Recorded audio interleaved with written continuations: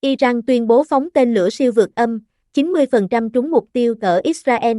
Vệ binh cách mạng Hồi giáo Iran tuyên bố khoảng 90% tên lửa đạn đạo sử dụng trong đòn tấn công Israel đã đánh trúng mục tiêu. Vệ binh cách mạng Hồi giáo Iran, IRGC, đêm ngày 1 tháng 10 thông báo tiến hành chiến dịch lời hứa đích thực 2 nhắm vào 3 căn cứ quân sự Israel gần thành phố Tel Aviv gồm sân bay Nevatim, Tel Nov và HaJerim, khẳng định 90% tên lửa đã đánh trúng mục tiêu. Nevatim là một trong những căn cứ không quân lớn nhất và là nơi đóng quân của 3 phi đoàn tiêm kích tàng hình F-35I.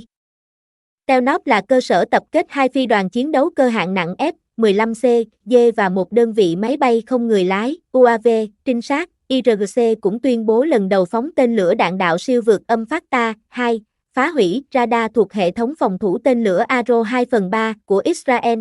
Tên lửa siêu vượt âm là vũ khí có tốc độ tối thiểu gấp 5 lần âm thanh, Mach 5, tương đương hơn 6.200 km/h.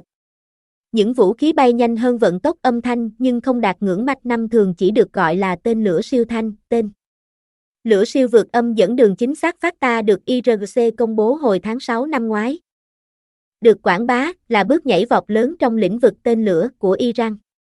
IRGC cho hay Fatah có tầm bắn 1.400 km, đạt tốc độ tối đa Mach 14, khoảng 15.000 km/h, nhanh gấp 14 lần vận tốc âm thanh. Iran khẳng định tên lửa Fatah có khả năng xuyên thủng mọi lá chắn phòng thủ, nhưng Bộ Quốc phòng Israel sau đó tuyên bố họ đủ khả năng đánh bại mọi loại tên lửa của Iran, kể cả tên lửa siêu vượt âm.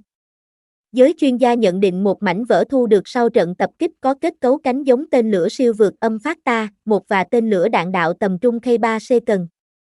Fabian Hind, chuyên gia về chương trình tên lửa của Iran tại Viện Nghiên cứu Chiến lược Quốc tế, IISS, có trụ sở tại Anh, 2 mẫu tên lửa này dùng chung hệ thống động lực và rất khó phân biệt, song ông khẳng định Iran đã dùng những tên lửa tiên tiến nhất. Trong vụ, Iran khẳng định đòn tấn công tên lửa vào Israel là động thái phù hợp với quyền tự vệ của Tehran theo quy định quốc tế.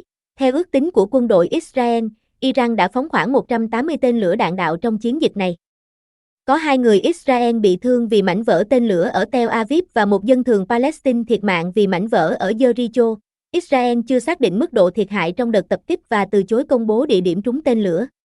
Nhiều hình ảnh tên lửa lao xuống mục tiêu được đăng trên mạng xã hội, trong đó một số được xác định là quay gần khu vực sân bay Tel Nov và Nevatim. Người phát ngôn quân đội Israel Daniel Hagari khẳng định không quân nước này vẫn đảm bảo năng lực hoạt động bình thường và sẽ tiếp tục không kích quyết liệt ở Trung Đông. Ông cảnh báo Iran đã phạm sai lầm nghiêm trọng và đang khiến xung đột Trung Đông leo thang. Cố vấn an ninh quốc gia Mỹ Jake Sullivan nhận định chiến dịch của Iran có vẻ đã bị đánh bại, song khẳng định tình hình khu vực còn nhiều biến động và chính phủ Mỹ sẽ tiếp tục theo dõi. Lầu Năm Góc thông báo 2 khu trục hạm Mỹ đã tham gia đánh chặn tên lửa Iran và sử dụng hơn 10 tên lửa phòng không, nhưng không tiết lộ chủng loại.